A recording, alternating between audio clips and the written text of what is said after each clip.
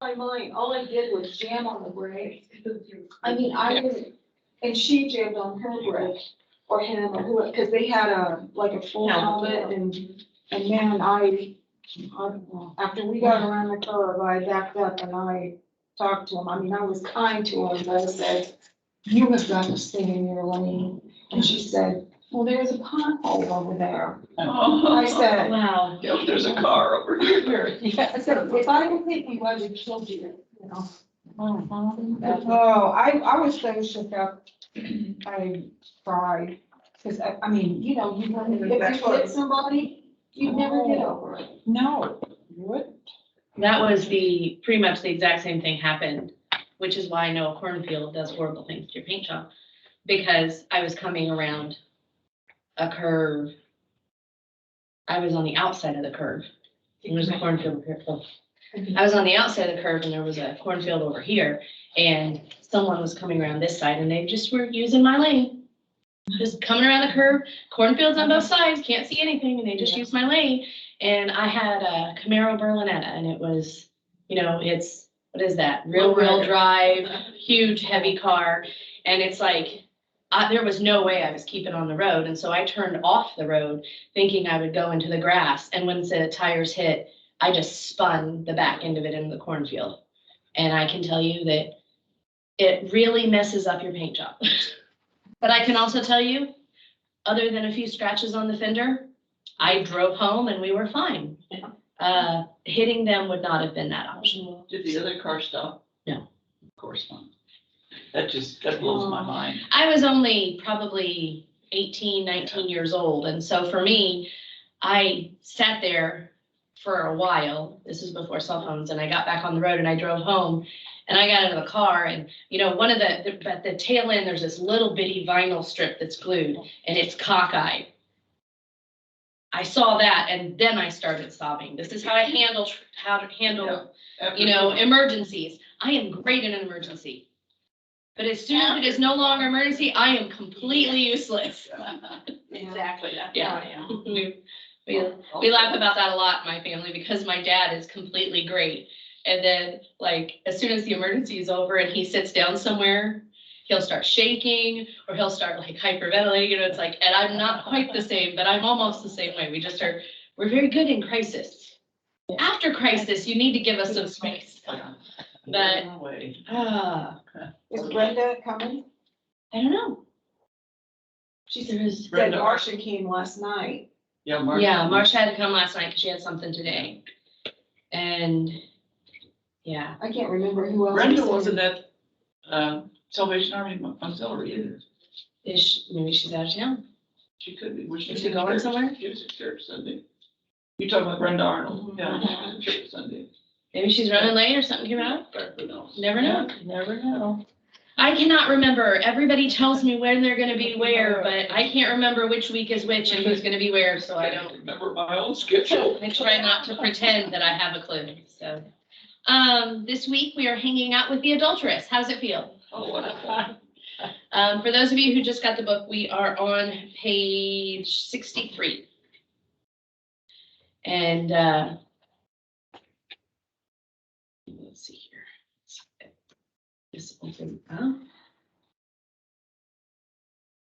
Before I go any further, I will turn to my Bible. We are in John chapter 4.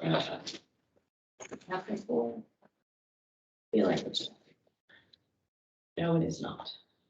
Okay, bear with me. Chapter 8, verses 1 to 4 is the first part. John chapter 8.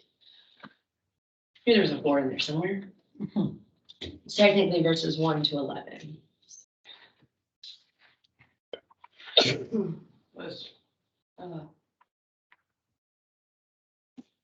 One of these years I'll quit coughing, right? Genesis, Exodus, Leviticus. Yes, it is before Numbers. It just feels like it's far back there.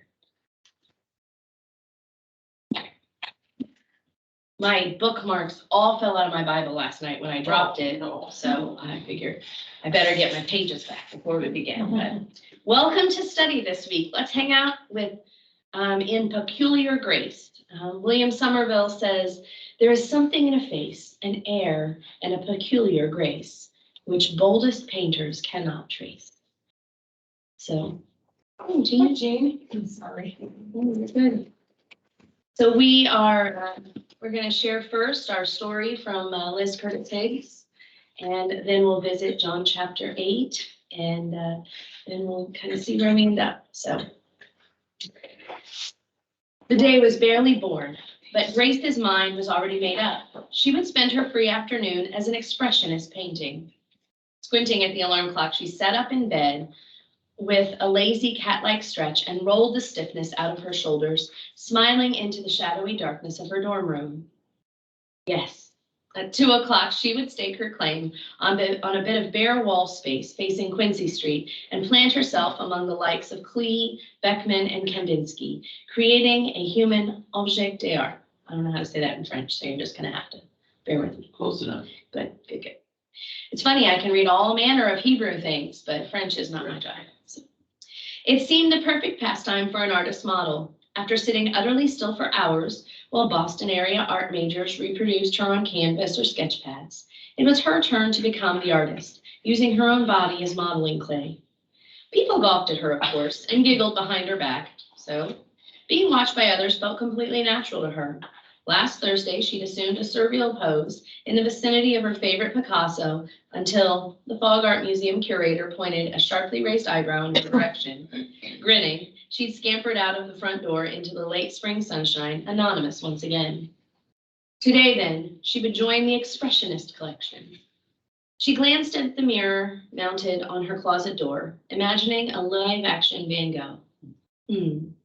A suitably primitive posture would be easy enough. She'd arrange her features in an intense emotional display as well, but what color in her closet was bold enough to please the masters? Swinging her long legs over the side of her sagging mattress, Grace eyed this fiery slash of fabric draped across a chair, a reminder of last night's hasty undressing when the spark of passion flared. Good choice, Grace. The red dress would do nicely. The other remnant from last night lay snoring beneath her quilt. She smoothed a hand over the double wedding ring pattern that wrapped itself around his broad shoulders. The cotton was faded, the edges frayed from too many trips through the campus laundry, yet the male body beneath the fabric felt solid and warm with sleep. He barely stirred at her touch. What was his name again? John. No, John, minus the H. John something or other. They'd met at Widener Library a few nights back. A first-year instructor in the philosophy department, he told her. Not particularly handsome, not exceptionally bright, but the man made her laugh, called her bodacious, kissed her thoroughly when he caught her in the art history section, reshelving her favorite volume on Monet.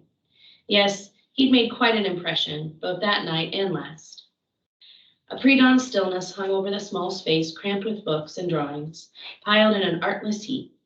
While she showered in the bathroom down the hall, John would no doubt slip out. A note would be a nice touch, though she wouldn't get her hopes up. He'd probably walk out of her life when he walked out the door. Moving across the room, a thin cotton towel in one hand, shampoo in the other, she jumped when an angry fist suddenly pounded on her door and a male voice barked, "Grace Fallon, are you in there?" Who is it? All at once she felt exposed, vulnerable. Her body was covered with nothing but a nervous scattering of goosebumps. Who's there? She asked. Who's there is the question, Grace, a second male voice. Got a fellow named John in your bed? On cue, John sat up with an exaggerated yawn. What's with all the noise, babe? He combed his hair with his fingers, then reached for his jeans. Some jealous boyfriend out there? Grace stared at him, then at the door, eyes wide with shock. How could those men out there, whoever they were, possibly know about John? Forcing herself to sound calm, she called out, "What's it matter to you who's in here?" To me, nothing. The stranger's gruff laugh was humorless. To his wife, though, I'd say it matters quite a bit. His wife?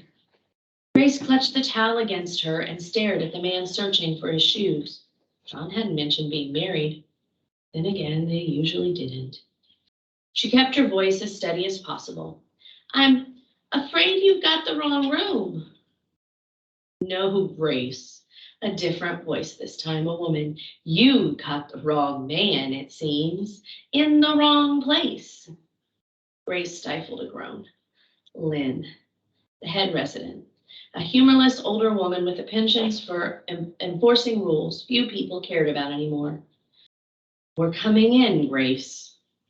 A key connected with the lock and began to turn. Startled, Grace yanked the red dress off the chair and over her head, barely covering the essentials before the door swung open and 3 pairs of eyes stared at her in joint disapproval. Unsmiling Lynn and 2 men Grace vaguely recalled as faculty types. It was obvious from his expression John knew them, maybe even expected them. Scratching his stubbly chin, John ignored Grace, addressing instead the older of the 2 men while nodding in Lynn's direction. Why'd you drag her into this, Jim? The man, bearded and balding, merely shrugged. She was one with the key. Right. John looked a tad flustered as he buttoned his shirt. So, am I in any trouble here? The second man, being pulled thin with bleak gray eyes hidden behind thick glasses, lifted his shoulders in a careless shrug. Not if you keep your mouth shut, just as Lynn has assured us she will. Grace watched them exchange knowing glances and felt a spark of anger ignite. Would someone please get to the point? She jerked her chin up, doing her best to take charge of the situation, knowing her clingy red dress worked against her. The older man, no taller than she, sobered quickly. The point is your days on this campus have come to a close, Miss Fallon. He met her belligerent stare without blinking. Adultery is a moral issue, one best left to a higher authority. But a man, a faculty member at that, spending the night in your freshman dorm room, well, there are rules, Miss Fallon. Grace shook her head, her anger turning to confusion. I figured they were nothing but words in a student handbook. Since when did anyone make them stick? Lynn snorted. Since 2 minutes ago, I'd say. Grace felt the heat rising to her face, no doubt staining her cheeks, the color of her dress. Listen, I know my rights. And she did, despite her second-term status. If you're thinking about expelling me, you'll have to take it up with the Student Affairs Ethics Committee. She eyed the 20-something man sitting on the edge of her bed, looping his tie around his neck at a leisurely pace, not even pretending to look concerned. Her suspicions aroused, she baited him. John, I assume that committee doesn't include you. Oh, but it does. I'm the newest member. He inclined his head toward the door, appointed to a 4-year term by law and order there. She studied the older men's faces, recognition dawning at last like the faint daybreak outlining her window curtains. Of course. Dr. James Lowe and Dr. Kenneth Order, Lowe and Order, 2 philosophy professors who rode herd on their department, if not the whole school. They'd served on the ethics committee for years, exhilarated by the sense of power it gave them. At least that was the rumor. If John has cast his lot with them, then obviously the whole thing was a scam. So much for my irresistible body, you jerk. Their motive wasn't clear, but their method was, disgustingly so. Grace sighed, the bitter taste of defeat in her mouth. Law and order my foot. Now what, gentlemen? Dr. Lowe, the bearded, balding one, stepped to the side and flapped his hands toward the hallway. John, I suppose you pull yourself together for your first class and let us press on with this morning's activities. John protested as he rose. But don't you need? No. Dr. Lowe held up his palm, silencing him. Better not involve yourself any further on this one. You've done enough. Without a word or a glance in her direction, John strode out the door and down the narrow tiled hall until an exit door at the top of the steps banged shut behind them. In the awkward silence, Grace found her voice again. What sort of activities are you talking about? Dr. Lowe slipped a cool, firm hand around her wrist. You wanted to stand in front of the ethics committee, yes? Consider it done. Minutes from now, we'll have the 3 votes necessary to send you back to Bangor, Miss Fallon. He pulled her toward the door, causing her to stub her bare toe on the battered leg of her desk in the process. Ouch! She wrenched her arm out of his grasp. Let go of me, you. Swallowing a throat full of tears, she jammed her feet into the pair of black flats, wincing when her sore toe pressed against the leather. I'd like to get dressed first, if you don't mind.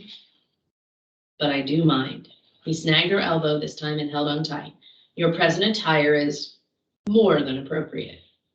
Grace caught a final glimpse of herself in the mirror. Wild hair tangled from a night too long on lovemaking and too short on sleep, makeup reduced to dark circles beneath her eyes, and nothing to cover her nakedness but a short, half-buttoned dress that, without anything underneath it, revealed more than it concealed. No, she whispered through dry lips as they eased her through the doorway. Not like this. Exactly like this, Dr. Order wrapped his snarled hand around her other arm, and together the men directed her down the hall, leaving Lynn to lock the door, her minor role finished. Grace hated being manhandled, and she chafed under their firm control. Well, where are we going? Unwelcome tears filled her eyes as the trio made their way down the stairwell with halting steps, then stumbled out the back door into the pale daylight. Help was all she could think of over and over. Help me, somebody help. We're making a surprise visit to the head of our committee, Dr. Lowe explained, steering her along as cheerfully as if he were escorting her to freshman orientation. Their steps were aimed across the yard toward the art department classrooms, her home away from home. She knew the building well. Maybe she could untangle herself and duck out a side entrance. When she wiggled ever so slightly, their grip on her tightened. Maybe not. Numb with embarrassment, Grace staggered forward, avoiding the curious gazes of her peers, hurrying toward their 8 o'clock classes. None of it made any sense. Who were they taking her to see? And why did the casual morals of one freshman matter to anyone, let alone these two? Easy answer, Grace. It doesn't matter. Something else was going on. She would pay for her mistake, no question, but she wasn't the one they were really after. Who then? They kept talking about the head of their committee in disparaging terms. Maybe he was another stiff-necked know-it-all prof who'd crossed law and order one too many times. That's what it sounded like to her, at any rate. Looking fine there, Grace, the taunting words and roguish wink from a male student passing by started a fresh wave of heat climbing up her bare neck. She didn't even have a free hand to button her dress, gaping halfway to her waist. When she climbed into bed, last night with John, last week with Kevin, last month with Richard, she'd never imagined it coming to this. Lots of girls slept around, didn't they? Was it really so bad? Not just against dorm policy, but truly wrong? She didn't like the answer that stirred in her conscience. A wolfish whistle made her snap her head up, then wish she hadn't. It was Kevin. Speak of the devil. What was he leering at? He'd seen it all before. Good morning, gentlemen, he nodded at the profs with some measure of respect. Called her red-handed, I see. Up to her usual tricks? Red-faced, too. Kevin's dark, laughing eyes and cruel smirk cut her to the quick. Been nice knowing you, Grace. She refused to meet his gaze and instead stared straight ahead, lengthening her stride. Several agonizing minutes later, they reached the double doors into the building. You first, Miss Fallon. The men shoved her ahead of them, pinning back her elbows, piloting her down the busy hallway like the prow of a ship. Thrust amid her classmates, she was mortified to find men brushing against her on purpose, bold eyes drinking in their fill of her barely covered body. Their murmured comments were crude and suggestive, their expressions more so. You deserve this, Grace, she thought. The thought sickened her. Could she change her ways? Would she change, given the chance to start over? Good point, babe. It was simply too late. Classes were in session and the hallways nearly deserted by the time they reached their third-floor destination. Pausing in front of a frosted glass and oak door, Dr. Lowe jerked her to attention and rapped 2 sharp taps on the glass before pushing the door open without waiting for an invitation. Teetering on the edge of emotional shock, her vision blurred, her thoughts more so, Grace slowly lifted her chin to survey the crowded art room. Within seconds, her eyes snapped into focus and she gasped. So he's the one. Absorbed in his work, the tall, muscular art professor sat perched on his favorite chair in front of the classroom. Dr. C. As if he'd heard his name spoken aloud, Dr. Frank Consuelo looked up from his easel and met her gaze. For the first time that morning, she took a complete breath. All was not lost. Professor Consuelo was straight as an arrow, but at least he was fair. Sorry to interrupt things, Frank, Dr. Order mumbled, shoving her toward the front. I'm afraid we have a serious ethics committee issue that can't wait until the monthly meeting. The classroom full of students craned their necks, taking in the proceedings with wide-eyed fascination. Naturally, they all knew her. This was where she did most of her modeling. They'd sketched her many times, but not like this. Dr. C always made certain she was modestly dressed and carefully positioned, never asking her to strike a provocative pose. It's your lovely face, Grace, that I want them to draw. His words had warmed her soul, made her want to be a woman worth studying, worth capturing in charcoal or paint. He'd made her feel special, even though she knew it wasn't true. Particularly not now, standing in front of his classroom, shamelessly exposed, the too bright morning light pouring through the open blinds, the candid stares of her peers turning her skin the same blatant shade as her dress. Right now, Grace felt anything but special. Mere feet away, Dr. Consuelo remained seated, barely nodding in acknowledgement of their presence, saying nothing. He seemed to know why they were there and that he was the real reason, not her. Dr. C was too honest for them, that was obvious, too righteous, too good. Control freaks like Lowe probably wanted him off the committee, maybe even off the faculty, considering Dr. Consuelo wasn't tenured and was a rebel besides, one who put students' needs first and always challenged the status quo. A chill ran across her bare arms as the whole ugly picture came into view. Frank Consuelo's number was up. She was nothing more than a fly in their tackle box. He was the prize trout they were after. He'd always made his own rules. The students loved him for it. The faculty did not, since it invariably made them look bad. John had been used. C, even more so. This much was clear. Frank Consuelo's silent welcome was making law and order nervous and fidgety. Good for you, Dr. C. Dr. Lowe finally cleared his throat. It's like this, Frank. We found one of our new faculty members in this woman's dorm room this morning. A married faculty member, I might add. As you know, freshmen are not permitted to have members of the opposite sex in their dorms between the hours of 10 and 8.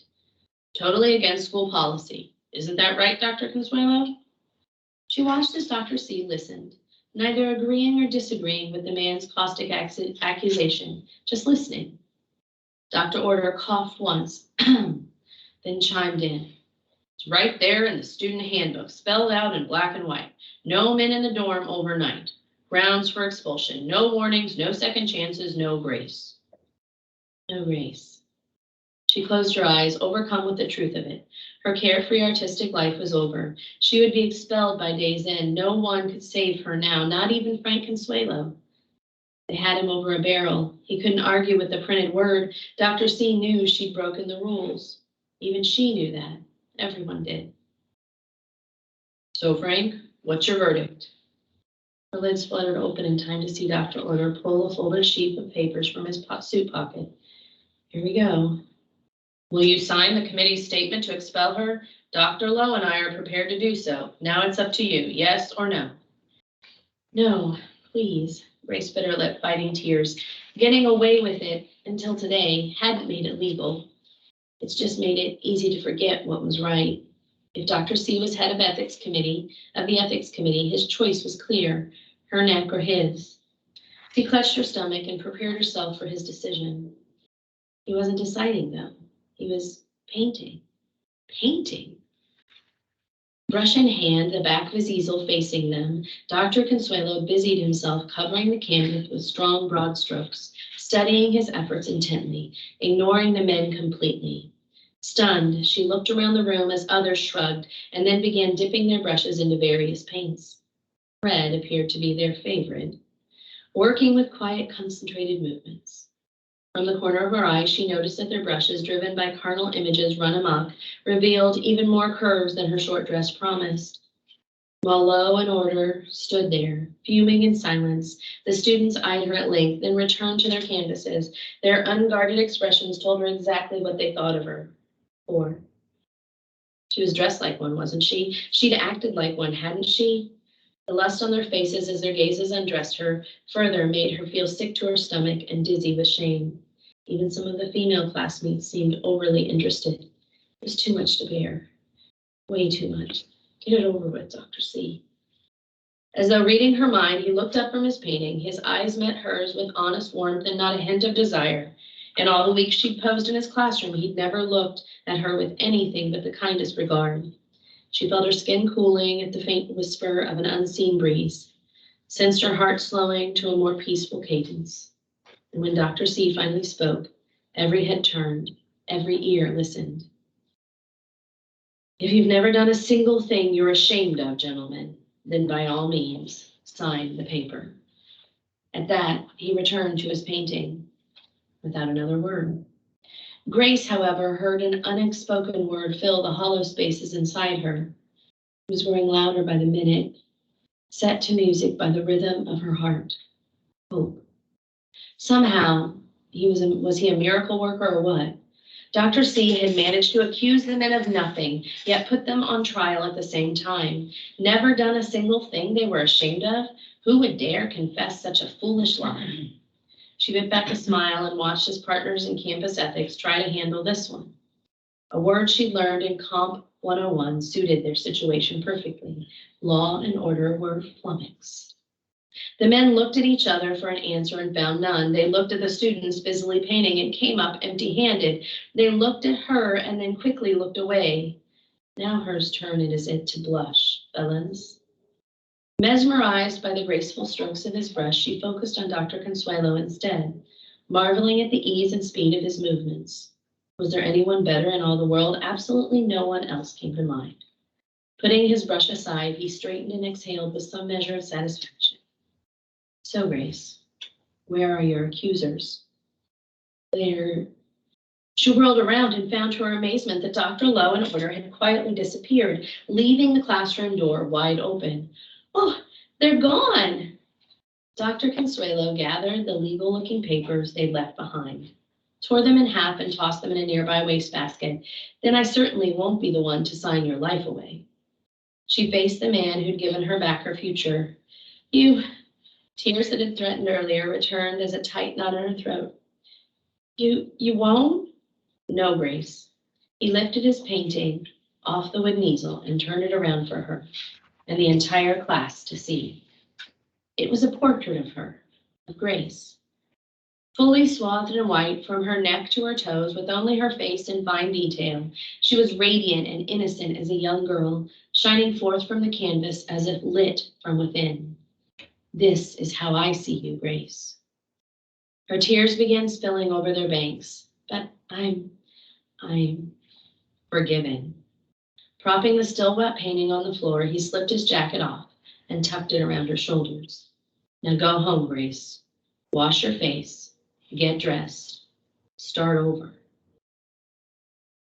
Forgiven. That single word filled the bare walls of her heart like a timeless masterpiece. Overwhelmed, Grace turned toward the open door that awaited her. Walking past her classmates, she hardly noticed as, one by one, they cleaned their brushes and began covering their scarlet images of her with pure, fresh white. What do you think?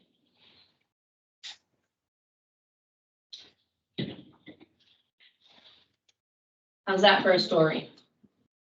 He's an excellent writer. One story.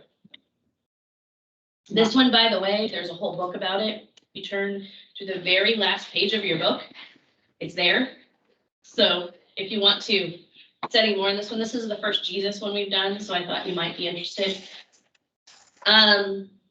In our story today derives from John chapter 8.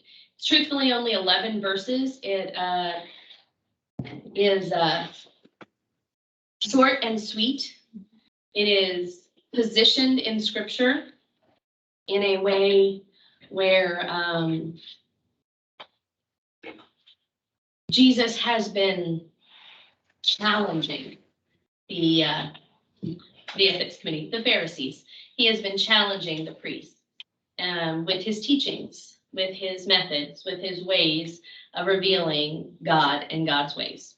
And so in John chapter 8, we read, would anyone like to read the first 4 verses of that? I will. You, Kathy? But Jesus went to the Mount of Olives. I'll wait for you to get your. Thank you. Sorry. John chapter 8, we're at verses 1 to 11. Want a Bible? Bible, who needs Bible? This one. Anything else? Thank you. They're here for. Okay.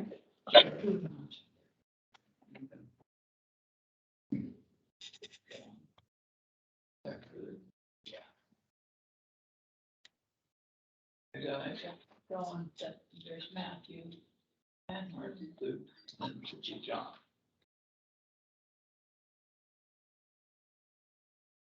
chapter 8.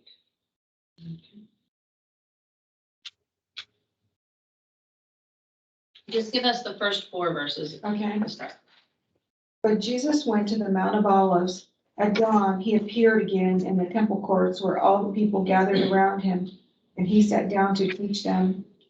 The teachers of the law and the Pharisees brought in a woman caught in adultery. They made her stand before the group and said to Jesus, "Teacher, this woman was caught in the act of adultery." Okay.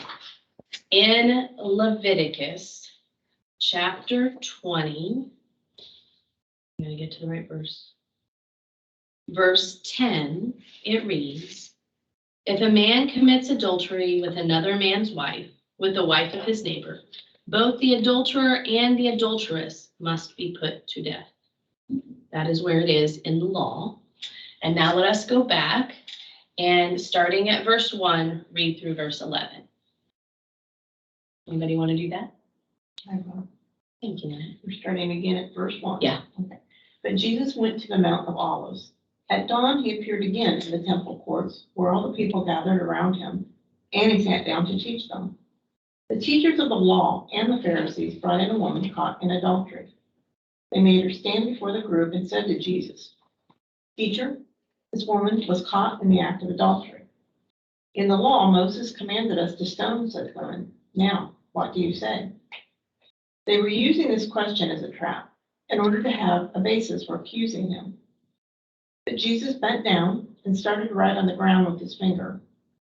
When they kept on questioning him, he straightened up and said to them, "Let any one of you who is without sin be the first to throw a stone at her."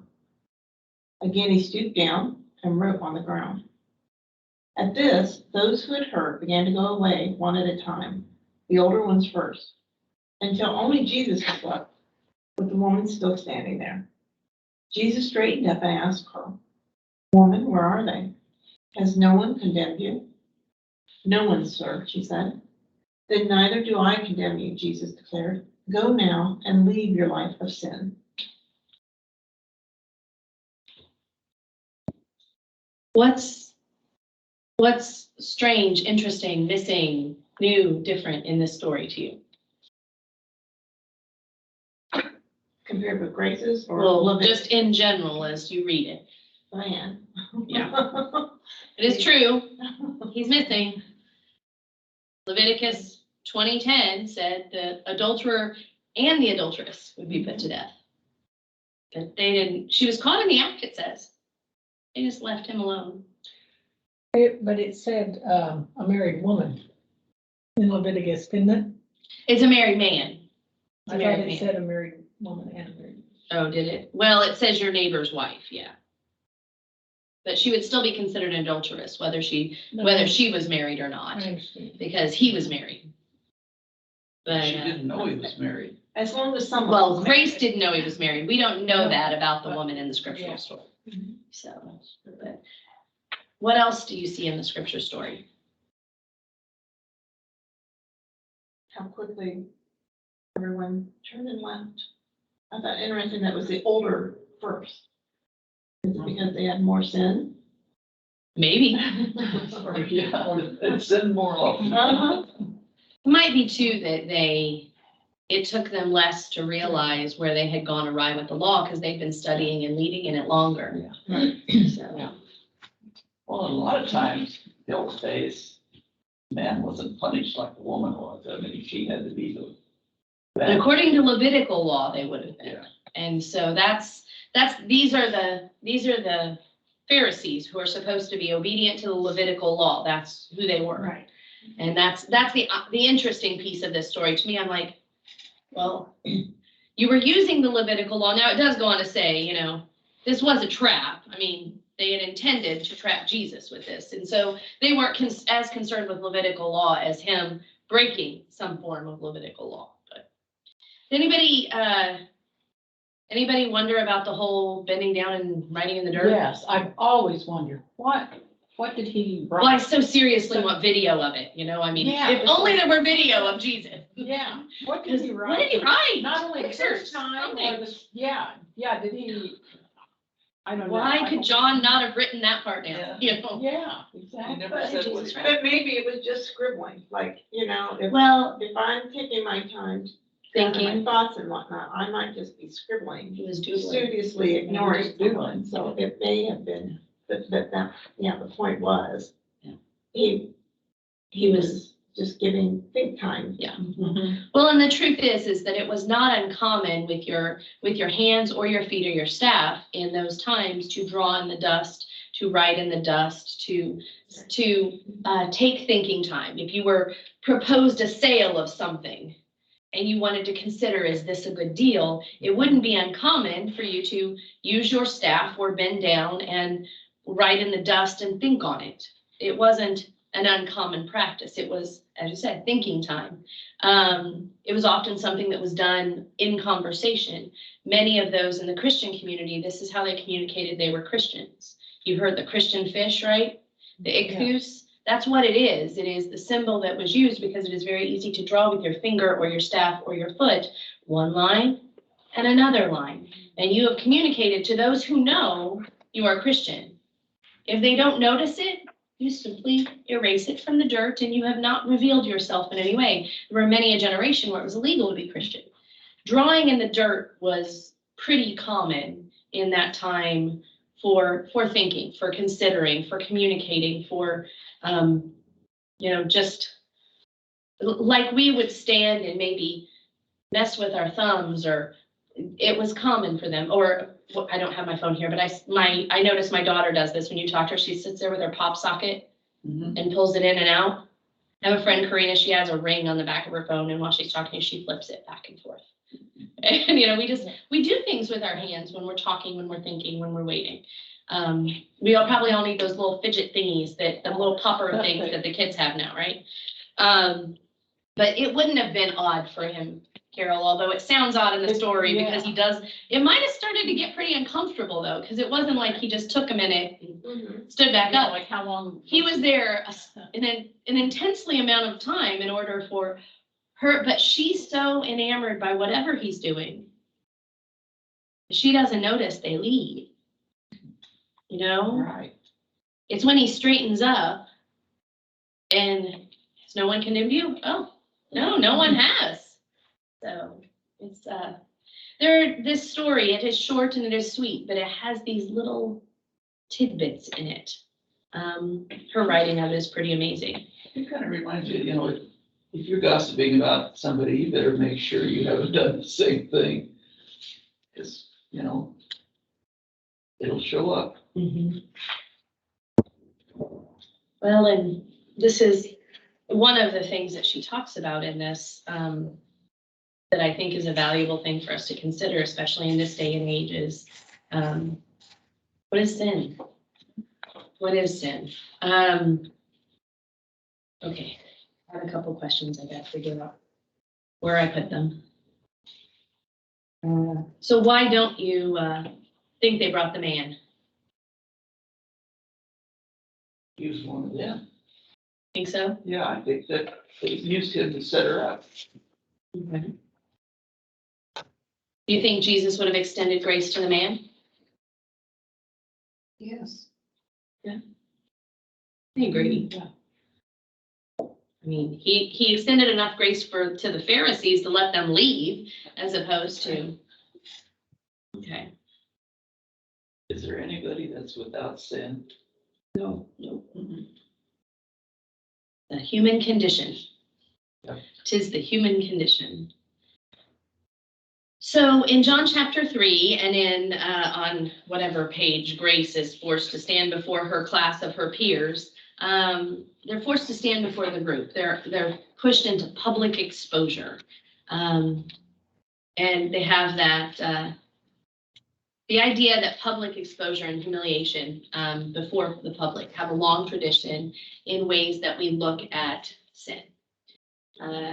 What are some examples in history of public exposure and humiliation? Jim and Tammy Baker.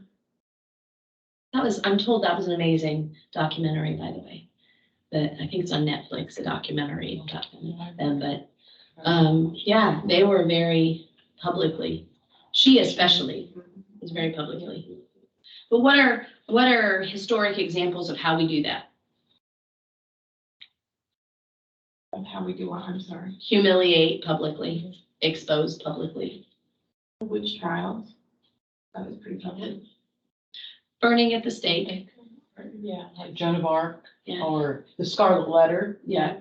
Beheading, hanging, wearing condemning clothing, or Just ostracized. the Star of David in the Holocaust. Yes.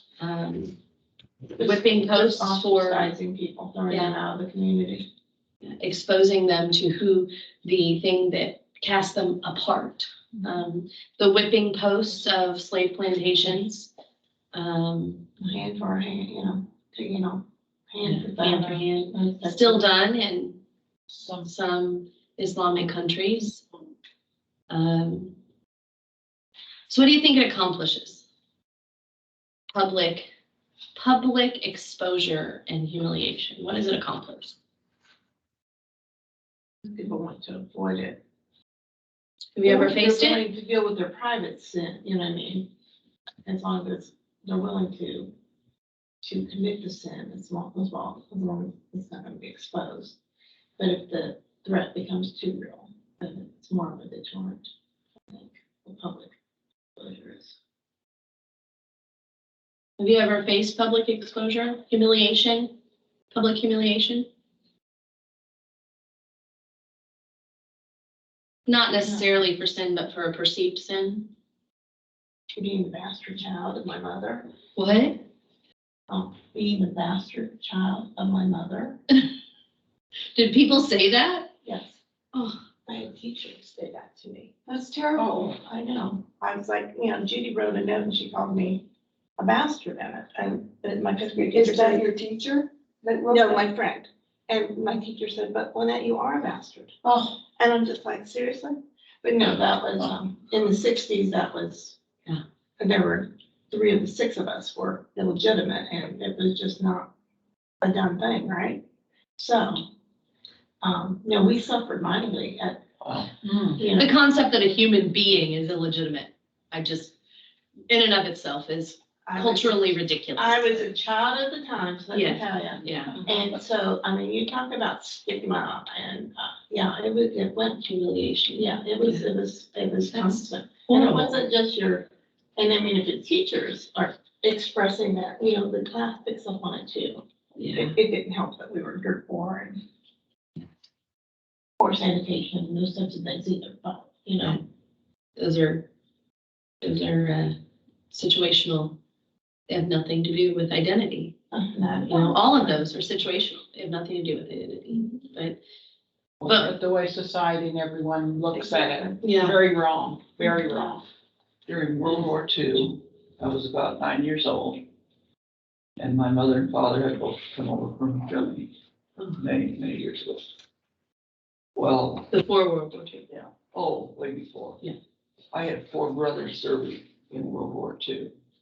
And the soldiers would still show up at our house and go through our cellar and take the canned goods that my mother and we had canned and, it was this in Germany or here?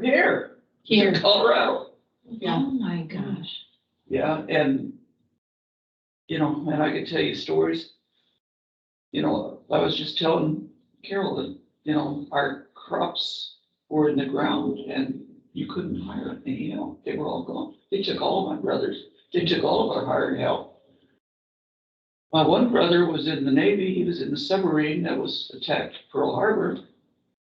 Fortunately, he lived, but he was never right.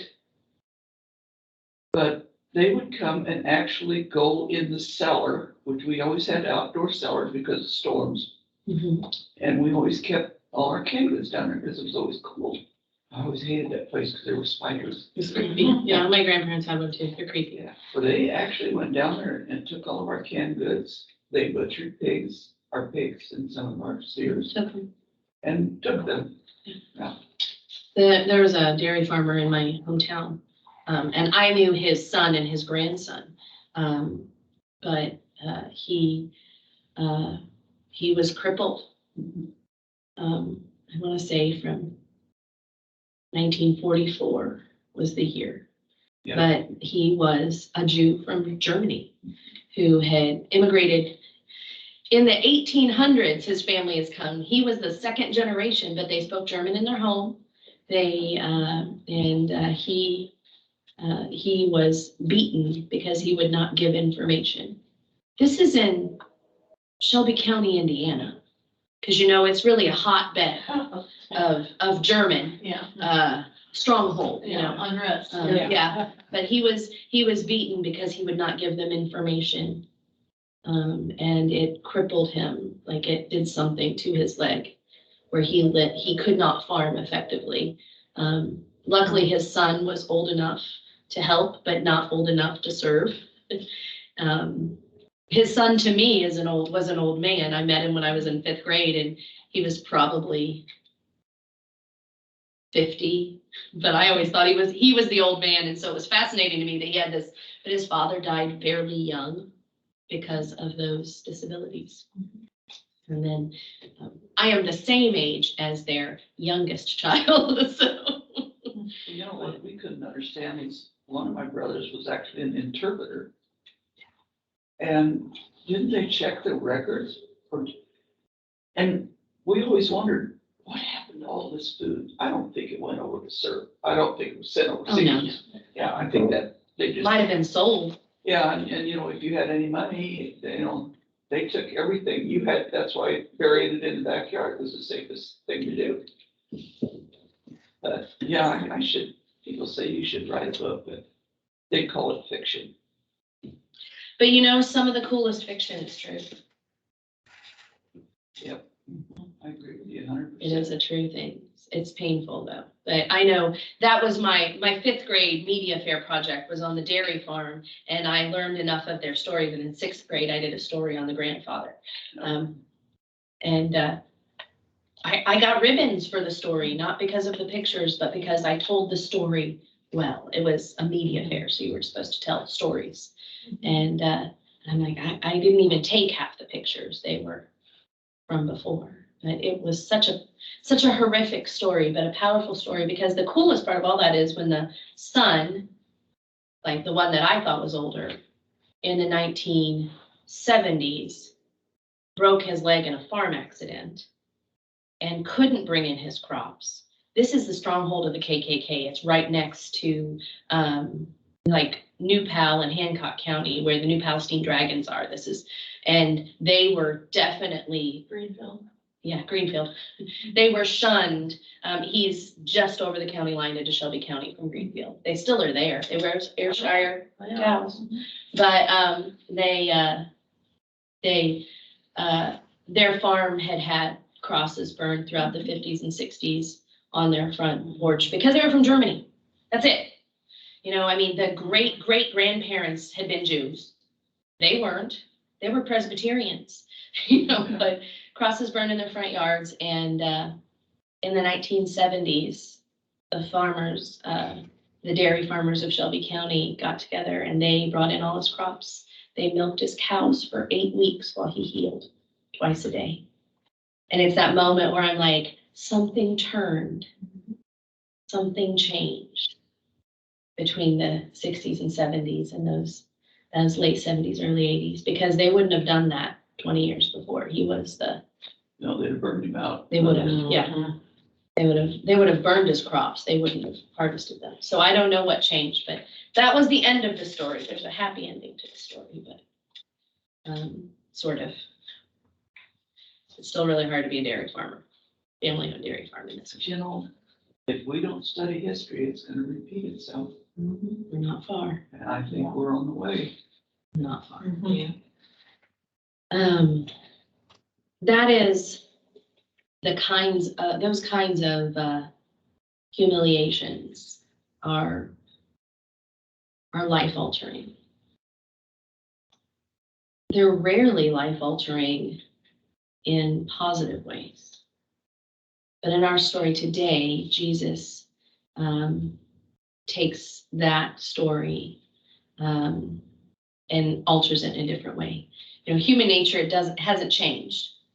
You know, our sin is still our sin.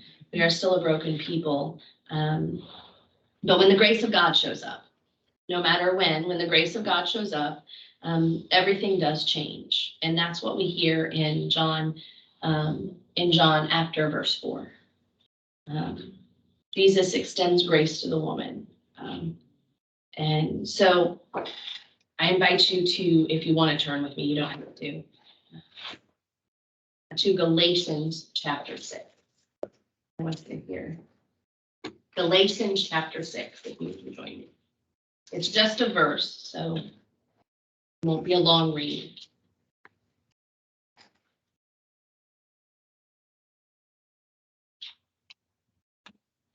They asked me why I was buying Bibles for all the confirmation students, and I said, because of this, I can tell them the page number, and they don't have to flip and find, because it's hard when they don't know their books yet. You all at least know your books, so, but they don't yet. So, brothers, if someone is caught in a sin, you who are spiritual should restore him gently, but watch yourselves, or you also may be tempted. Carry each other's burdens, and in this way, you will fulfill the law of Christ.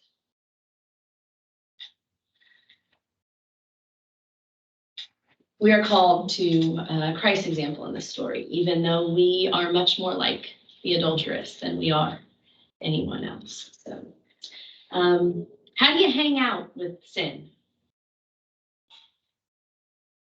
How do you dwell with sin? Do you look at the sin around you and see it all as equally condemnable?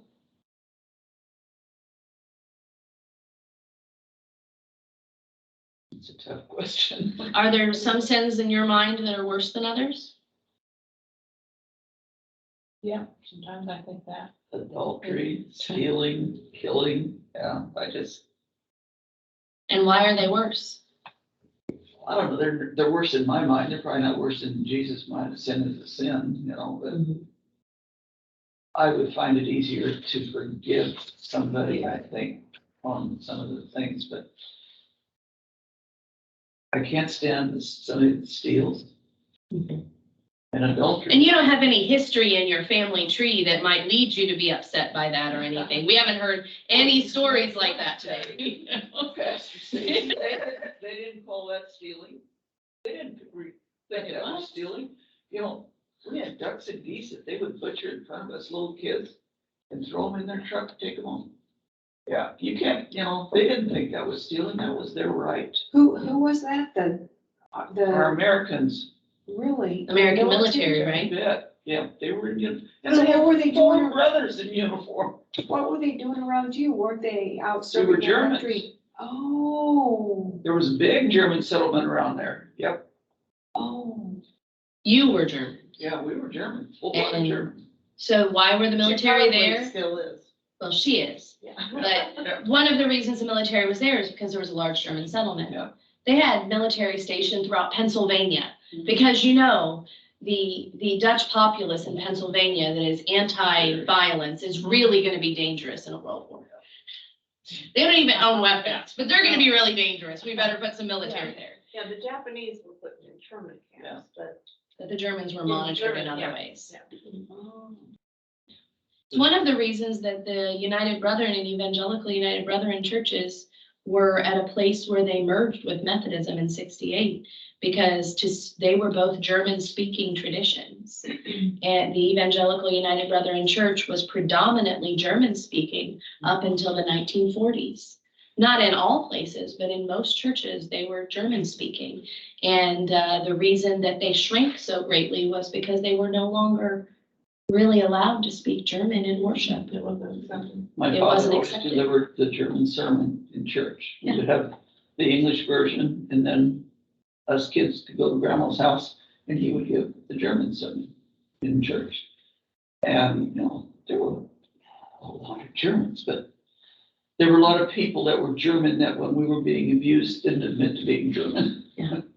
And they quit speaking German in their places of worship and in their places of business. And because it was not good to be German in the 1940s in our country.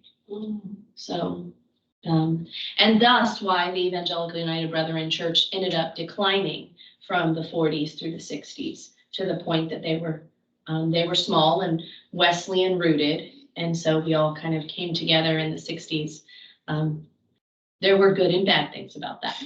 But as all reorganizations and mergers have, And that's, my background is EB. yeah. And my grandmother, I mean, just everybody in our family, and on my mother's side too, was German. And of course, we've been over several generations, so, Yeah. but still. But that affected the EUB tradition Yes, it hugely. did, because our churches were small.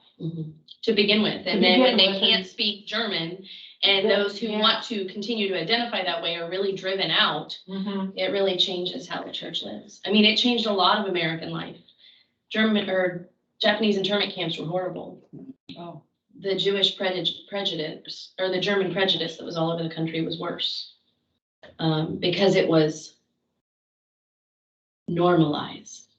We didn't say, well, after this is over, we're going to continue to have internment camps. We were going to end those, sort of. But so, but that comes to our question, though. What is sin, and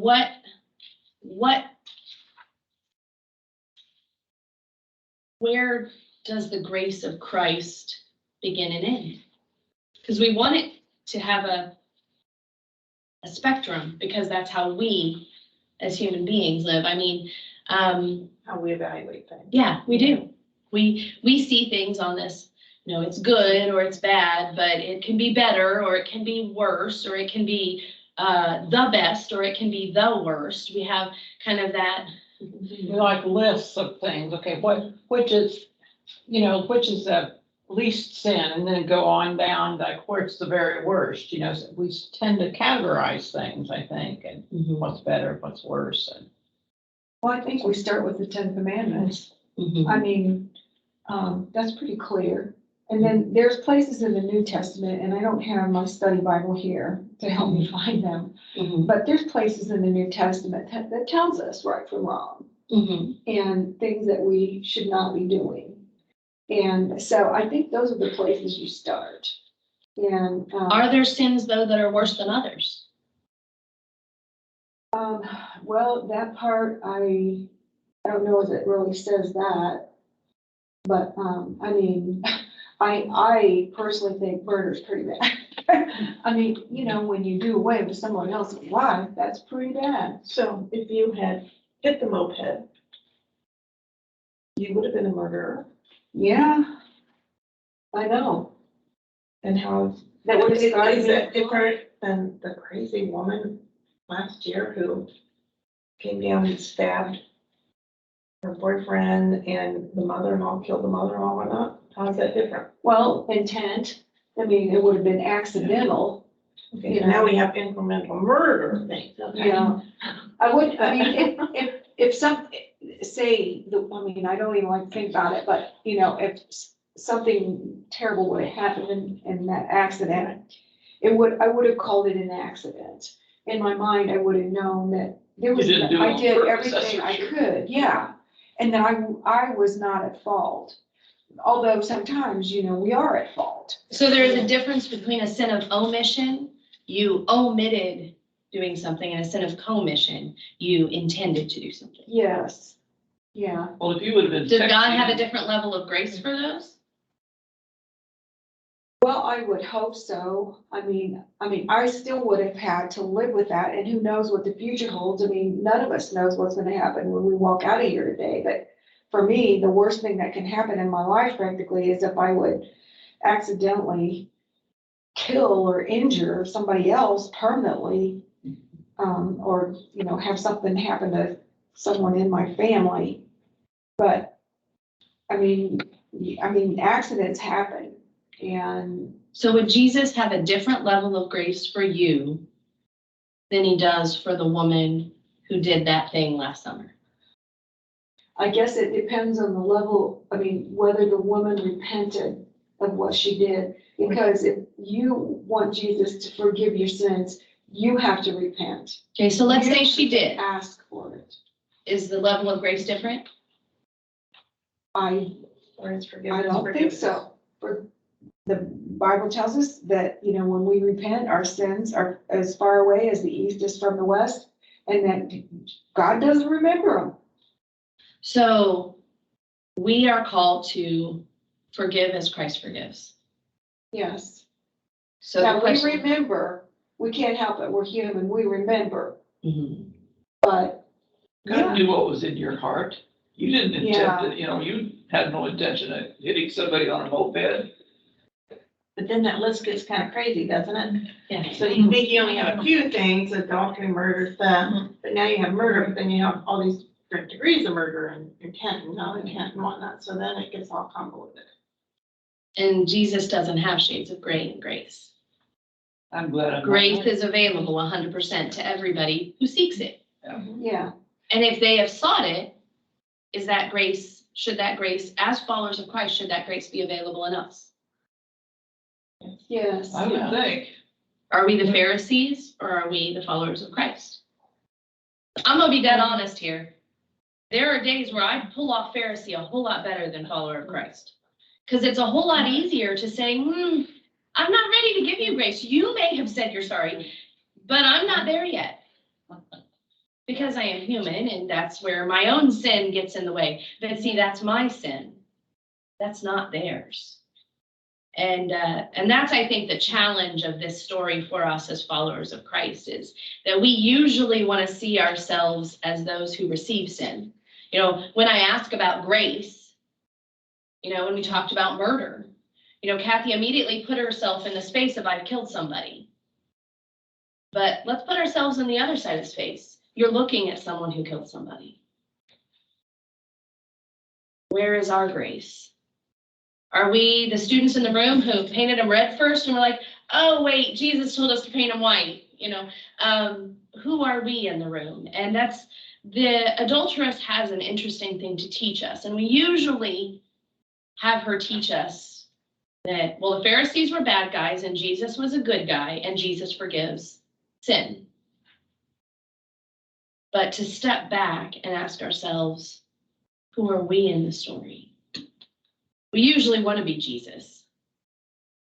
But if we're really honest with ourselves, we lean somewhere between the adulteress and the Pharisees most days.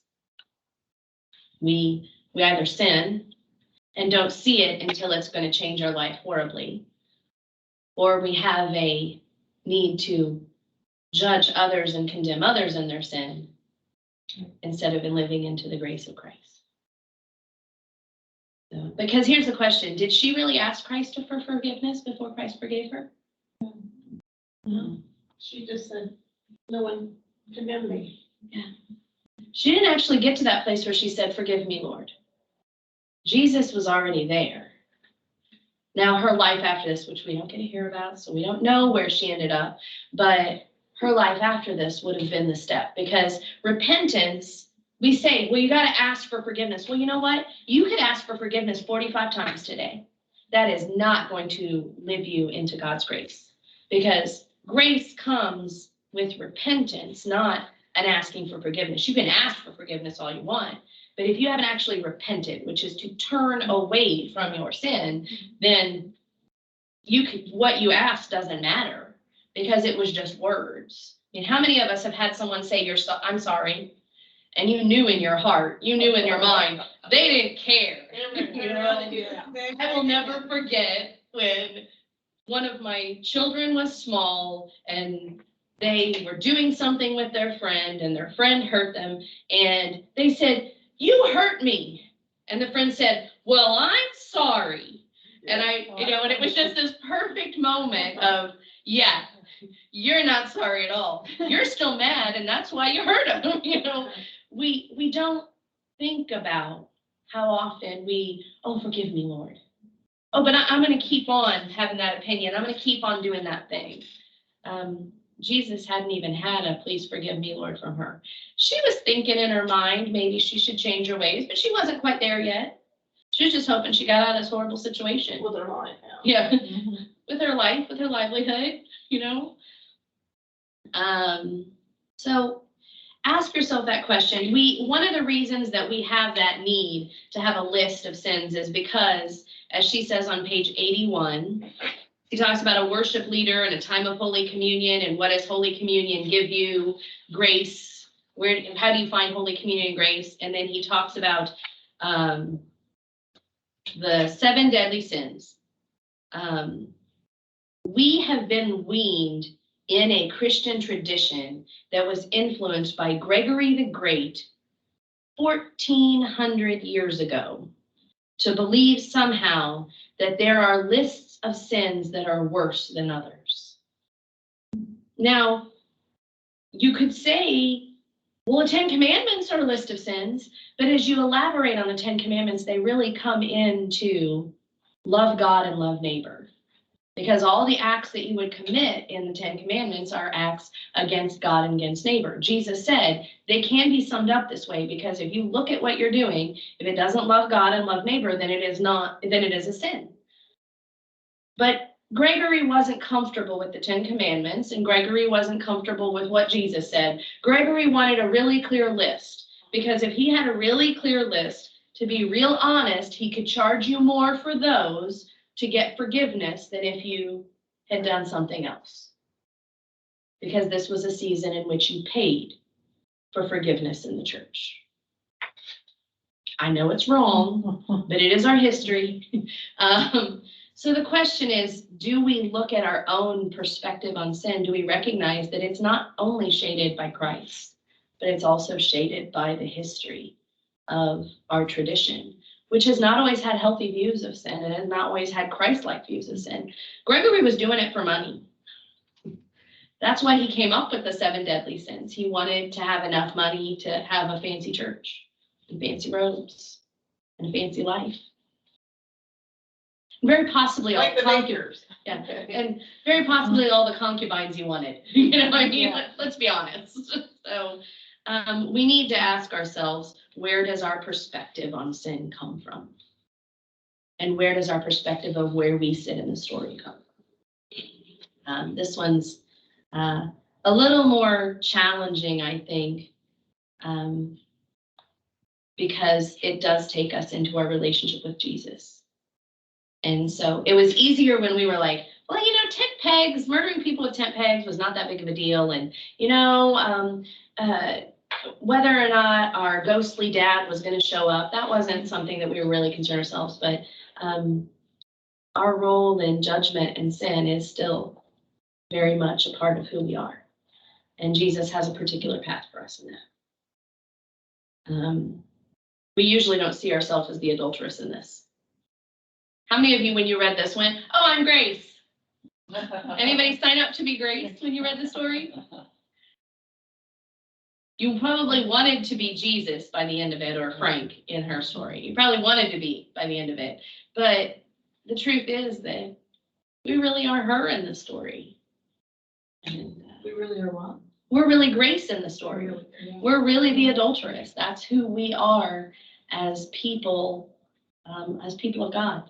And the best we can hope for is we get to be her, because our other option is to be the Pharisees or to be the ethics committee. So who do you want to be? Do you want to be the ethics committee? Do you want to be Grace? There's the students too.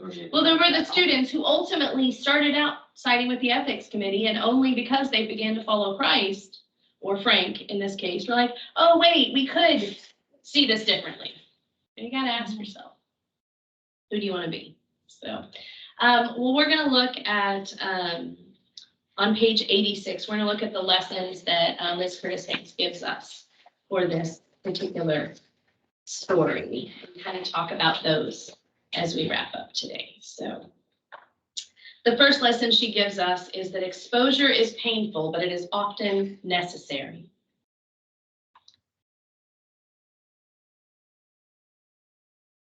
What about public confession? Not humiliation, but confession. I mean, even confession, public confession can be painful, can't it? I would think. Do you have a place where you publicly confess? Do you have people that you are in relationship and accountability with, to whom you have those conversations, that can hold you accountable for your journey? No. It's not something we think of, is it? But it's an important part of what Christian community is. I find if I'm with Christian people, that I certainly have a better feel about things. But when it comes to confessing, I'm confessing to God. And why is that? Because I think He's the only one that can judge me. Are you worried you're hanging out with the Pharisees, even though you're a Christian Well, family? I think we all have a little Pharisee in us. Yeah. Yeah. And that's where it comes down to building a Christian relationship with someone that you can trust enough to have those conversations. And we often forget that that's something that Christ called us to. Right. He called us to be in Christian community, not by ourselves with God, but in Christian community, which does require a level of vulnerability, a level of public confession. Now, we publicly confess and worship, but we do it corporately as a whole group, saying one thing together, or talking quietly with God together.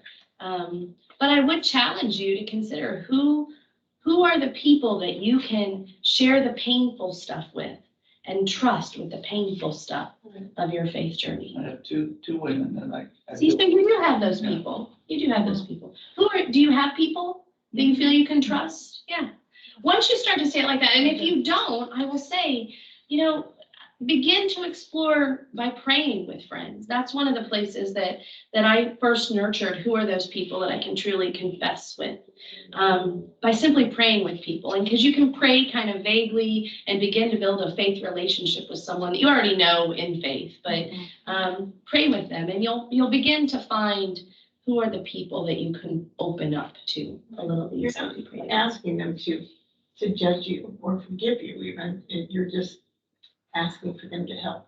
Yeah. Redirect you, and emphasize which way you really should be going. Like, that's how I look at it. Yeah. When I have those discussions with my husband or my sister or my friends, then, it's like, I'm pretty sure this isn't right. What do you think? And they're like, yeah, you're right. It's wrong. I've had the same few people that I've turned to for many years, and we'll be in a conversation now, and one of us will throw out something that we're thinking about, or what direction we're going, or something we're struggling with, and we all have the little things that we know about each other, and so for one of us, we'll say, have you consulted your inside voice on that, or your inner voice, or have you considered if you have enough space for that? Have you considered, do you have enough of you to take that step? Or have you considered that you can't lead someone where they're not yet ready to go? And we have these little questions that we've developed as a group because we understand those places where we each need accountability.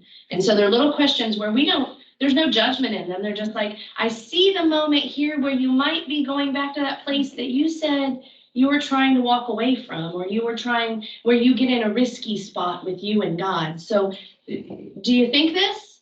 And then that's it. Once we say that, pretty much we all have kind of gotten to the point where we're like,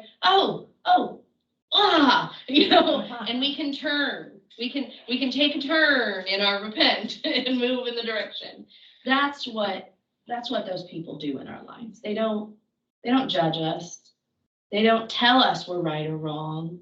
They don't have anything more than simply the presence of spirit and this presence of faith to say, hey, there's a spot that you're working on with God here. Do you see where you're walking in that territory again?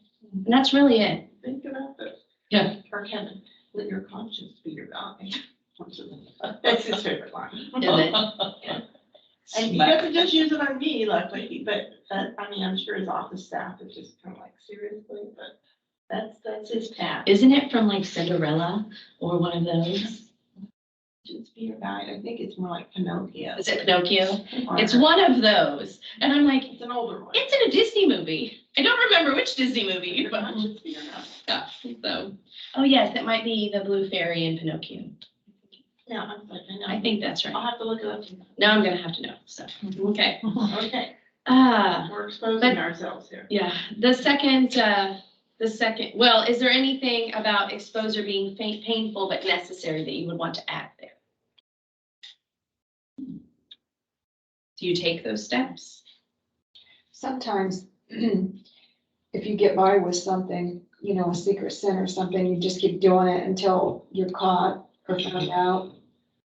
Even if it's your spouse that catches you. And then you really, once you are found out, then you take the steps to change. But if you can keep getting by with it, you know, I mean. I had Kevin put the chocolate up on the shelf I can't reach. Yeah. Well, and there's where exposure, sometimes exposure is a really private exposure. But it is really important that we have those people in our lives that say, hey, have you seen this? That doesn't work. You know, because you need some people to say, because I don't know about you, but God is not yet using words with me usually one-on-one. I kind of need other people to give me the Those words that people God are- intends, yeah. But you can feel him nudging you once in a while. Well, usually you've already felt it by the time your people say it. You know? You felt it, you just didn't take action yet. What about adultery is no more or less a sin than other transgressions?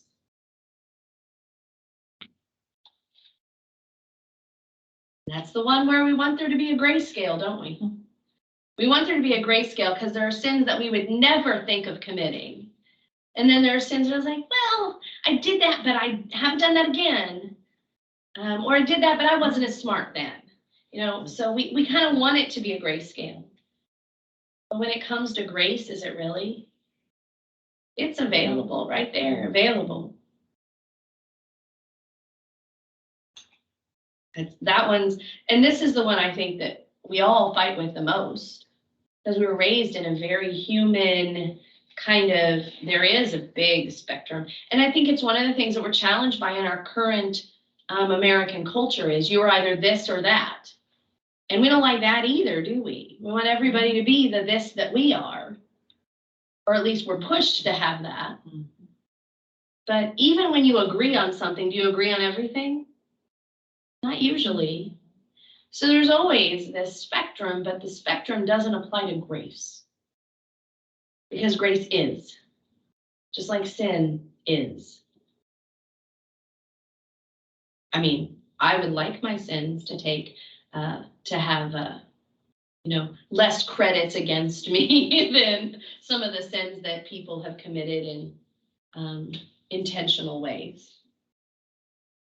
But even our scriptures teach us that sins of omission and sins of commission, there's no, this one's worse than that one. When the disciples failed to feed, clothe, give water, give care to the least.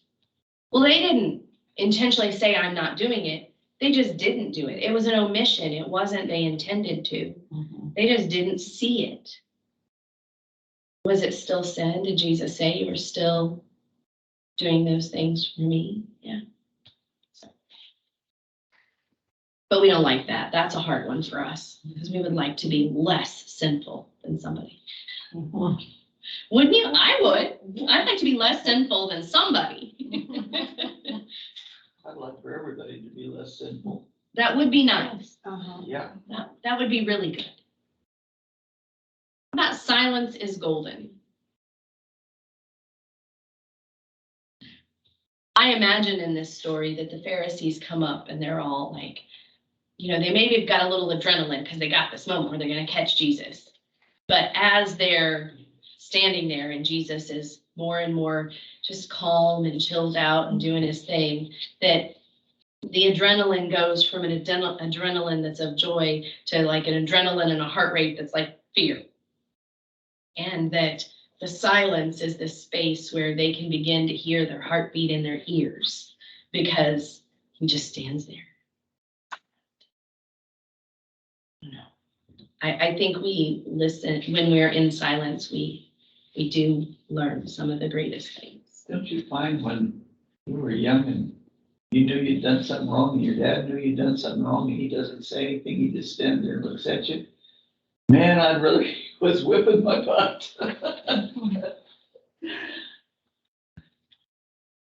My husband and I have a conversation right now. I'm like, just don't say anything. And you're like, but she, because they're all she's at our house. So, but she, and I'm like, no, you just need to not say anything. Just stand there. Yeah. And he's like, but, and I'm like, no, just stand there. And it's funny how when he doesn't respond, they have such a different reaction to what's going on than when he's like, but he grew up in military school where everything was a response, and so that's his natural go-to. And I was like, oh no, just wait. And almost always there's an apology or a I shouldn't have that comes if you just sit quiet. Because we all know, don't we? Yep. We all know. I used to think, As children we knew, as adults we know.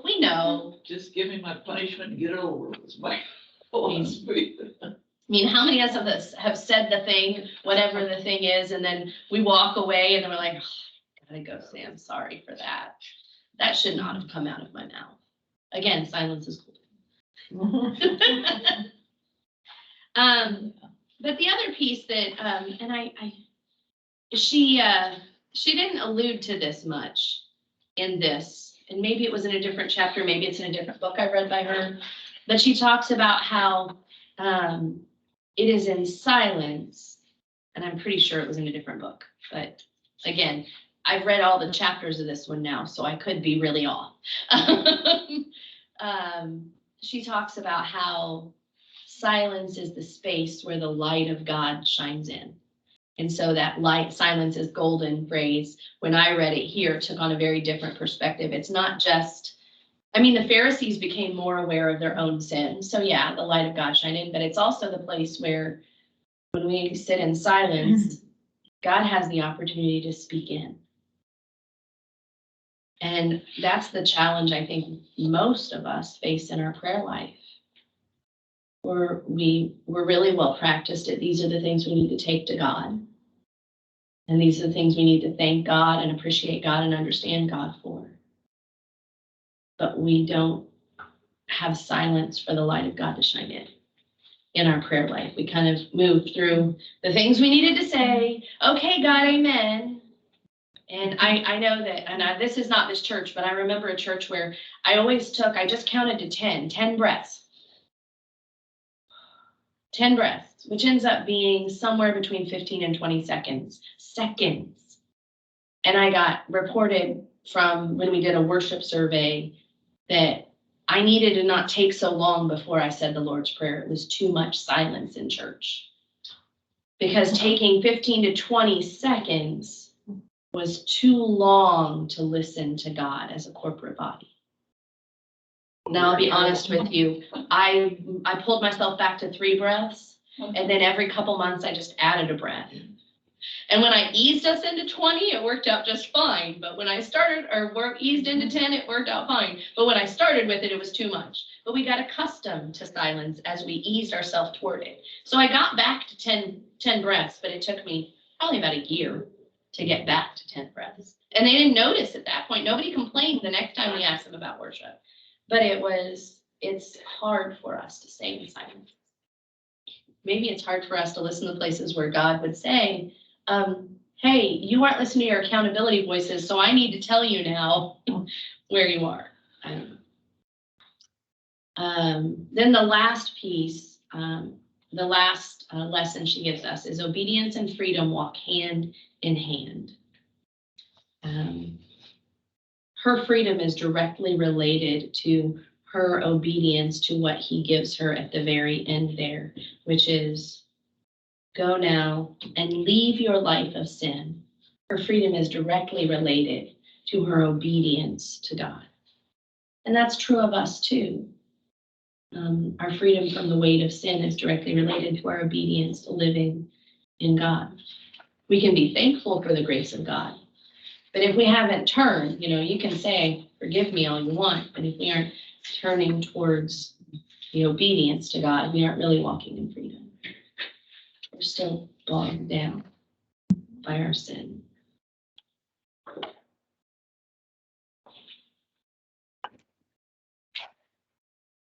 So let's see. Blood will tell.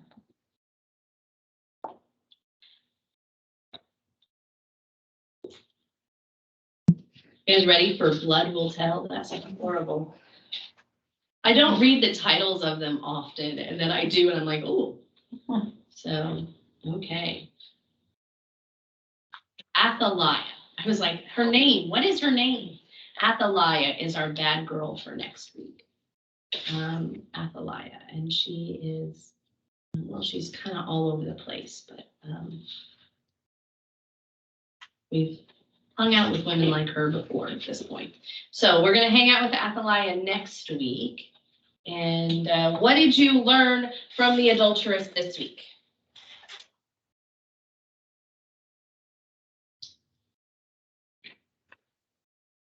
Don't accuse somebody of something if you have sin in your life. Dang it. So don't ever accuse anybody of anything is what you're telling me. There you go. That's where silence is golden. Yes, absolutely. It's a pretty good lesson she's got in this one. Very good listening. What else? Anything else? Well, I learned that God is definitely fair. If you haven't sinned, then you can sign here. If you are a sinner, there's the door. And man, I can imagine that if they ran for that door. Because there's just nobody that has never sinned. I don't know, maybe a newborn baby. I'm pretty sure they had a really nasty thought when they came into the world. What the heck is this about? I'm pretty sure they were pretty upset about that whole situation. Anybody have anything else? Push on your table. I just noticed it wasn't locked. I didn't really I want was it wondering to about that. crumble on you. Yeah. So, okay, I'm just gonna look at the rest of them. The rest are good. So what do they do in this room normally? Just It's Sunday school. Oh, they do have Sunday school? Yeah.